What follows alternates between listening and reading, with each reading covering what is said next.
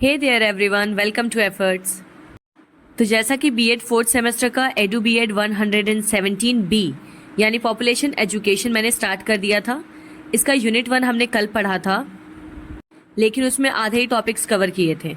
तो आज इस यूनिट को हम पूरा करेंगे। Unit 1 introduction to population education का ये पार्ट 2 है। मेक श्योर कि आपने पहला वाला पार्ट देख लिया, उसके बाद ही आप ये पार्ट देखिएगा। चलिए जान लेते हैं कौन कौन से टॉपिक हम पढ़ने वाले हैं इसमें। तो कल वाले वीडियो में हमने पढ़ा था concept, importance and scope of population education, AIIMS and objectives, guiding principles and foundations. और आज हम स्टार्ट करेंगे relationship between population and nature और ख़त्म करेंगे इकोलॉजिकल एंड साइकोलॉजिकल पर्सपेक्टिव्स पे। अगर वीडियो आपको अच्छा लगता है तो प्लीज़ सब्सक्राइब ज़रूर करिएगा चैनल को। चलिए वीडियो को जल्दी से स्टार्ट करते हैं।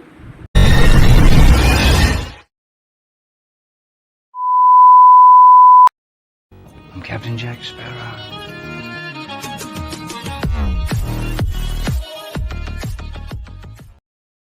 सो आज के इस वीडियो का हमारा पहला टॉपिक है relationship between population and nature. The relationship between population and nature is complex and multifaceted, with a growing human population exerting increasing pressure on natural resources and ecosystems. जनसंख्या और प्रकृति के बीच में संबंध काफी जटिल और बहुमुखी होता है। मानव की बढ़ती हुई आबादी प्राकृतिक संसाधनों और पारिस्थितिकी तंत्रों पर बढ़ते हुए दबाव को बढ़ाती है। देखिए, पॉपुलेशन का बढ़ना कभी भी इन्वायरमेंट के लिए या नेचर के लिए अच्छा नहीं होता है। तो इसमें हम पढ़ेंगे कि पॉपुलेशन के क्या दुष्प्रभाव हैं नेचर के ऊपर। सबसे पहला है resource depletion. As the population grows so does the demand for essential resources like water, food, energy and raw materials. This can lead to the over extraction of resources exceeding the Earth's capacity to regenerate them sustainably. जाहिर सी बात है, अगर population ज्यादा बढ़ रही है तो resources की खपत भी बढ़ती जाएगी। जितने ज्यादा लोग उतना ज्यादा रिसोर्स का इस्तेमाल, जैसे कि पानी, भोजन, ऊर्जा और कच्चे माल यानी कि रॉ मटेरियल्स। और हम काफी तेजी से इन रिसोर्सेज को यूज करते जा रहे हैं। अर्थ को इन रिसोर्सेज को दोबारा बनाने का समय ही नहीं मिल रहा है। For example, overfishing can deplete fish stocks faster than they can reproduce. The burning of fossil fuels to meet energy demands contributes significantly to air pollution and climate change. उदाहरण के तौर पे जैसे अभी आप देख सकते हैं कि फिश की डिमांड कितनी ज्यादा बढ़ गई है, तो एक लिमिट से बहुत ज्यादा फिशिंग की जा रही है अब। तो इससे एक टाइम के बाद क्या होगा कि फिश खत्म हो जाएंगी, जो कि इकोसिस्टम के बैलेंस को बिगाड़ देगा। और वहीं दूसरी तरफ फॉसिल फ्यूल्स का बहुत ज्यादा यूज करना फॉसिल फ्यूल्स को तो खत्म कर ही रहा है, उसके साथ में पॉल्यूशन को बहुत ज्यादा बढ़ा रहा है, जिसकी वजह से हमें क्लाइमेट में बहुत सारे अनप्रेडिक्टेबल चेंजेस देखने को मिल रहे हैं। सेकंड है environmental degradation. Higher population densities specially in urban areas can lead to increased pollution of air, water and soil due to industrial activities, transportation and waste generation. संसाधनों में कमी होने के साथ साथ बढ़ती हुई आबादी पर्यावरण को भी बहुत ज्यादा नुकसान पहुंचाती है। जल प्रदूषण, वायु प्रदूषण और मृदा प्रदूषण जैसे हम कई सारे ऐसे हार्मफुल इफेक्ट देख पाते हैं एनवायरमेंट के ऊपर। फॉर एग्जाम्पल अगर आप देखें तो deforestation driven by the need for land and resources contributes to soil erosion, loss of biodiversity and climate change. Forest play a crucial role in absorbing carbon dioxide. अब आबादी बढ़ रही है तो आबादी को रहने के लिए जगह भी चाहिए, जिसकी वजह से पेड़ों को काटना पड़ रहा है। एंड एज अ रिजल्ट हमें पता है कि पेड़ काटने से सॉइल इरोजन, बायोडाइवर्सिटी का नुकसान, क्लाइमेट में चेंज, कई सारी ऐसी बुरी चीजें हमें देखने को मिल रही हैं। जितनी ज्यादा आबादी बढ़ेगी उतनी ज्यादा लैंड की डिमांड बढ़ेगी और लैंड की डिमांड को पूरा करने के लिए पेड़ों को काटना पड़ेगा। Carrying capacity. The Earth has a finite carrying capacity, which refers to the maximum population size that the environment can sustainably support given available resources and the ability to absorb waste. देखिए, हमारी पृथ्वी के पास एक सीमित क्षमता है किसी भी तरह का भार उठाने की। मतलब वो केवल लिमिटेड पॉपुलेशन को ही पाल सकती है। हमारी अर्थ के पास जितने भी रिसोर्सेज है ये सब केवल एक फिक्स नंबर ऑफ लोगों के लिए हैं। हमारी अर्थ अब ओवरलोड हो चुकी है, ओवर क्राउडेड। मतलब आप इसको ऐसे इमेजिन करिए कि एक घर में 4 लोगों के खाने के लिए खाना रखा था, 4 लोगों के रहने के लिए जगह थी, लेकिन अब उस कमरे में 50 से 60 लोग आके रह रहे हैं। खाना उतना ही है, जगह उतनी ही है, बहुत ज्यादा ओवर क्राउडेड होके रह रहे हैं अब सब। Currently with the global population exceeding 8 billion, humanities ecological footprint, a measure of our demand on the Earth's ecosystems, exceeds the planet's biocapacity indicating unsustainable resource use. तो ग्लोबल पॉपुलेशन जो कि 8 billion से भी ज्यादा हो चुकी है, ये एक बहुत बड़ा इशू बन चुका है क्योंकि हमारे प्लैनेट की कैपेसिटी से बहुत ज्यादा है। Uneven impact. The impact of population on nature is not uniform across the globe. Developed nations often have higher per capita resource consumption and waste generation than developing nations. हमने देखा है कि resources का distribution काफी uneven है। जो developed nation है, developed countries हैं, वो सब रिसोर्सेज का इस्तेमाल ज्यादा करती हैं and as a result waste generate भी ज्यादा करती हैं। Rapid population growth in less developed regions can exacerbate pressures on local environments and resources, especially when coupled with poverty and limited access to sustainable technologies.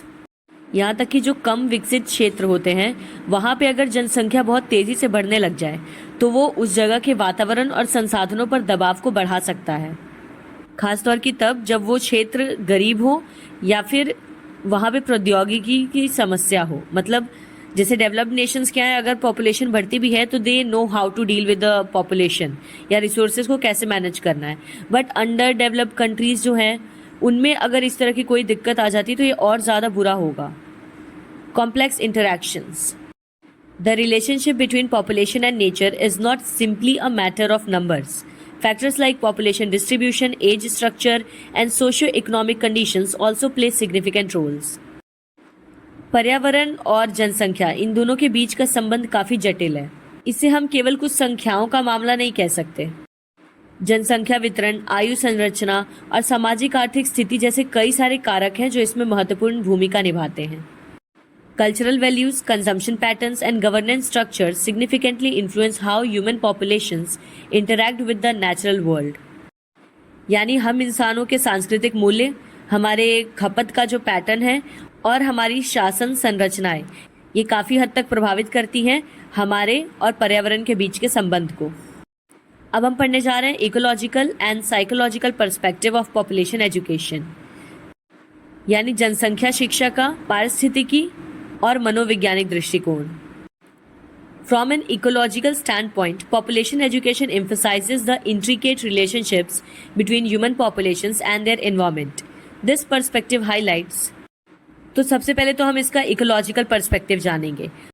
अगर हम इसके पारिस्थितिकी दृष्टिकोण से देखें तो जनसंख्या शिक्षा मानव आबादी और उनके पर्यावरण के बीच में जटिल संबंधों पर जोर देती है।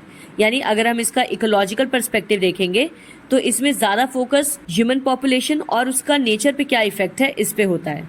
इकोलॉजी का मतलब इकोसिस्टम है ना। सबसे पहला है carrying capacity. It explores the concept of the environments capacity to sustainably support a certain population size considering resource availability, water, food, land, waste absorption and overall ecosystem health. Population education from this angle teaches about the consequences of exceeding these limits such as resource depletion, environmental degradation, pollution, deforestation and ecosystem imbalance. ढोने की क्षमता, ये संसाधन की उपलब्धता यानी हमारे पास कितना संसाधन उपलब्ध है, जैसे कि पानी, भोजन या भूमि, इस तरह की अवधारणाओं की बात करता है। ये हमारे पृथ्वी की क्षमता की बात करता है कि ये कितनी बड़ी जनसंख्या या कितनी बड़ी आबादी को झेल सकती है, जैसे कि खाना, पानी या ज़मीन की उपलब्धता होना या फिर जितना भी कचरा है उसको किस हद तक ये खपा सकती है और इन सब के बाद भी हमारा पर्यावरण किस तरह से स्वस्थ रह सकता है। Interdependence. It underscores the interconnectedness of human population with other living organisms and natural systems. It educates about how population growth and human activities impact biodiversity, food webs, and essential ecological processes. इसके ecological system में हम पढ़ते हैं कि किस तरह से human beings की लाइफ और बाकी ऑर्गेनिज्म की लाइफ आपस में इंटरडिपेंडेंट है। यानी इकोसिस्टम किस तरह से काम करता है, कैसे फूड चेन काम करती है, किस तरह से फूड वेब काम करता है और किसी भी एक जनजाति के खत्म होने की वजह से कैसे हमारे इकोसिस्टम का बैलेंस पूरी तरह से खराब हो सकता है। Sustainability. The ecological perspective strongly advocates for sustainable living practices and responsible resource management to ensure the long-term well-being of both human populations and the environment. It promotes understanding the environmental consequences of population trends and encourages behaviours that minimise negative impacts. Population education का ecological perspective हमेशा sustainability की बात करता है, स्थिरता की बात करता है। यानी हम अपनी जीवन शैली में इस तरह की प्रैक्टिसेस को अपनाएं जिससे इकोसिस्टम का बैलेंस बना रहे, मतलब पर्यावरण को किसी तरह का नुकसान ना पहुंचे और हमारा डेवलपमेंट भी साथ में होता रहे। Environmental ethics. It often incorporates ethical considerations regarding our responsibility towards the environment and future generations in the context of population size and consumption patterns. पर्यावरणीय नैतिकता यानी आपके पर्यावरण को लेकर आपकी क्या जिम्मेदारियां हैं। सिर्फ पर्यावरण ही नहीं बल्कि जो आपकी आने वाली पीढ़ियां हैं उनको लेकर आपकी क्या जिम्मेदारियां हैं। आप अपना पूरा संसाधन सिर्फ अपने लिए इस्तेमाल नहीं कर सकते। आपको इन संसाधनों का उपयोग इस तरह से करना है कि आपकी आने वाली पीढ़ी के लिए भी काफ़ी सारा संसाधन बच जाए। और अब हम पढ़ने वाले हैं psychological perspective. The psychological perspective of population education focuses on individual and collective behaviours, attitudes and decision making processes related to population issues. Key aspects include. तो इकोलॉजिकल पर्सपेक्टिव में हमने सारी दिक्कतें पढ़ ली, हमने जान लिया कि किस तरह से ह्यूमन पॉपुलेशन अफेक्ट करती है इन्वायरमेंट को। ये सब जानने के बाद हम किस तरह के एक्शंस लेते हैं, हमारा क्या डिसीजन होता है, किस तरह का एटीट्यूड होता है हमारे इन्वायरमेंट को लेके, ये जो पूरी आपके माइंड से रिलेटेड चीज़ें हैं वो हम पढ़ेंगे अब इसके साइकोलॉजिकल पर्सपेक्टिव में। यानी एक व्यक्ति के रूप में या एक समुदाय के रूप में आप किस तरह से अपनी जिम्मेदारियां निभाते हैं। Individual choices. This perspective examines the psychological factors influencing decisions about family size, reproduction, migration, and consumption patterns. It considers motivations, values, beliefs, and perceptions that shape these choices. तो सबसे पहले तो हम व्यक्तिगत विकल्प की बात करेंगे, यानी बीइंग एन इंडिविजुअल आप किस तरह से पॉपुलेशन को अफेक्ट कर सकते हैं। तो देखिए, आपके परिवार का आकार यानी आपके परिवार में कितने बच्चे होने चाहिए, या आपकी प्रजनन, आपका प्रवास, आप किस जगह से मूव करके कहाँ पे जाके रहेंगे, या आपका उपभोग पैटर्न, ये सभी चीज़ें केवल और केवल आप पर निर्धारित करती हैं। आप जो चुनेंगे वही आपके पर्यावरण को मिलेगा। अपनी पॉपुलेशन का साइज चुन पाना ये हमारे हाथों में ही होता है। पॉपुलेशन हम ही से तो बढ़ रही है। Attitudes and awareness. It aims to foster awareness about population issues and cultivate responsible attitudes towards family planning, environmental conservation, and resource utilization. This involves addressing misconceptions and promoting informed decision making. इसमें हम जनसंख्या से जुड़ी हुई सभी समस्याओं के बारे में जागरूकता फैलाते हैं। इसका उद्देश्य है कि जितने ज़्यादा लोगों को हो सके हम परिवार नियोजन, पर्यावरण संरक्षण और संसाधन उपयोग के प्रति जिम्मेदार बनाएं। क्या चीज़ें हमारे समाज में गलत हो रही हैं, और जैसे ना होता है कि हम हिंदू की पॉपुलेशन बढ़ाएं, वो मुस्लिम की पॉपुलेशन बढ़ाएं, और ये एक तरह से गलत अवधारणा हमारे समाज में चली आ रही है। और इसके चक्कर में हिंदू मुस्लिम की लड़ाई में या जात पात के झगड़े में हम देश का नुकसान करते जा रहे हैं। तो पॉपुलेशन और कंट्री को लेकर हमारा एटीट्यूड बिल्कुल स्पेसिफिक होना चाहिए और सही होना चाहिए कि हमें सच में ज़रूरत है पॉपुलेशन बढ़ाने की या ज़रूरत है पॉपुलेशन पे कंट्रोल करने की। Social and cultural influences. The psychological perspective acknowledges the significant role of social norms, cultural values, and peer influence on population-related behaviors. It explores how these factors shape individual attitudes and practices. सिर्फ व्यक्तिगत सोच का ही नहीं बल्कि हमारे समाज और हमारी संस्कृति का भी बहुत प्रभाव पड़ता है इस पे। इसका साइकोलॉजिकल पर्सपेक्टिव यही बताता है कि हमारे समाज का या हमारी संस्कृति का कितना ज़्यादा असर पड़ता है हमारे सोच के ऊपर।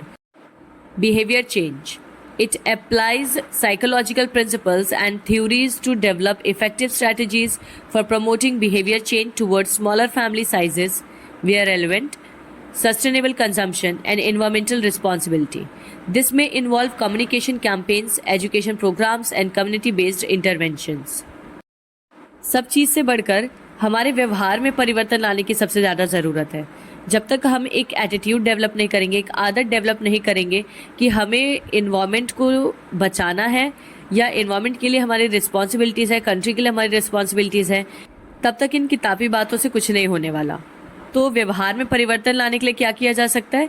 सबसे पहले तो आप प्रभावी रणनीतियाँ बनाएं, लोगों तक इन रणनीतियों के बारे में जागरूकता फैलाएं, सभी को बताएं कि छोटा परिवार सुखी परिवार कैसे है। क्या क्या बेनिफिट्स होते हैं एक स्मॉल पॉपुलेशन के। Mental wellbeing, this perspective also considers the psychological impacts of population density, urbanisation and resource scarcity on individuals and communities, including stress, competition, and social relationships. Population education का psychological perspective इस बात का भी जिक्र करता है कि किस तरह से पॉपुलेशन डेंसिटी या जो आजकल शहरीकरण हो रहा है, यानी लोग गांव से शिफ्ट होकर शहरों में आने लगे हैं, और कितनी तेज़ी से रिसोर्सेज की खपत हो रही है, तो इन सब का प्रभाव भी हमारी सोच पर पड़ता है। इन summary, population education drawing from both ecological and psychological perspectives provides a holistic understanding of population issues. अब चाहे आप इसके पारिस्थितिकी दृष्टिकोण की बात करें या फिर मनोवैज्ञानिक दृष्टिकोण की, जनसंख्या शिक्षा जनसंख्या से जुड़े सभी मुद्दों के बारे में हमें समग्र समझ प्रदान करती है। The ecological lens highlights the environmental context and consequences, while the psychological lens focuses on the human factors driving population dynamics and the potential for individual and societal change. इसका पारिस्थितिकी दृष्टिकोण पर्यावरणीय संदर्भित और परिणामों पर प्रकाश डालता है, जबकि इसका मनोवैज्ञानिक दृष्टिकोण ये उन कारकों पर ध्यान केंद्रित करता है जिससे कि जनसंख्या की गतिशीलता या फिर व्यक्तिगत और सामाजिक परिवर्तन की क्षमता पे प्रभाव पड़ता हो, यानी जो चीज़ें पॉपुलेशन डेंसिटी को अफेक्ट कर रही हैं उनके बारे में बात करते हैं। अच्छा, एक और बात, आप लोग मुझसे नोट्स मांग रहे हैं बार बार। मैं बताना चाहती हूँ मैं नोट्स नहीं दे सकती। इसके बहुत सारे रीज़न्स हैं। पहला रीज़न तो ये कि नोट्स बनाने में मेरा टाइम काफ़ी ज़्यादा लगता है। एक्चुअली मैं वर्किंग हूँ, तो मुझे इतना टाइम नहीं मिलता कि मैं नोट्स बनाऊँ, और अगर मान लीजिए मैंने पढ़ाने के लिए नोट्स बना भी लिए तो मेरे फ़ोन की स्टोरेज बहुत कम है, मैं उन नोट्स को स्टोर करके नहीं रख पाती। मैं नोट्स बनाती हूँ और फिर उससे वीडियोस बना लेती हूँ और उसके बाद वो मैं डिलीट कर देती हूँ। और सबसे बड़ा रीज़न ये कि I am not getting a single penny from YouTube, क्योंकि ये मेरा चैनल मोनेटाइज तो हो चुका है बट अभी तक मुझे कोई पेमेंट नहीं मिली है। मैंने इस चैनल को कई बार, मेरे ख्याल से 15 से 20 बार मैंने इसको छोड़ा होगा बीच में, बिकॉज यू नो ना कि मनी इज़ मोटिवेशन। तो कुछ जब मुझे इससे मिल नहीं रहा है तो मुझे मोटिवेशन नहीं आता बनाने का वीडियो। बट स्टिल मैं जब भी आपके कमेंट्स देखती थी तो मुझे लगता था कि नहीं, you people really need it. तो मैं सिर्फ आपकी भलाई के लिए या कह लीजिए सोशल वर्क के तौर पर ये वीडियोस बना देती हूँ। अब आप कहें सोशल वर्क के तौर पे मैं नोट्स भी प्रोवाइड करूँ तो वो सच में मेरे से नहीं हो पाएगा। I am so sorry for that. हाँ, बट फॉर श्योर जिस दिन से मुझे यूट्यूब से अर्निंग आने लगी मैं आपको नोट्स भी प्रोवाइड करना शुरू कर दूँगी। हाँ, वो अलग बात है कि मेरी अर्निंग शुरू होते होते आप लोग बीएड पास कर चुके होंगे। एनीवेज, आज के लिए बस इतना ही। मिलते हैं अब अगले वीडियो में। Till then take care and bye bye.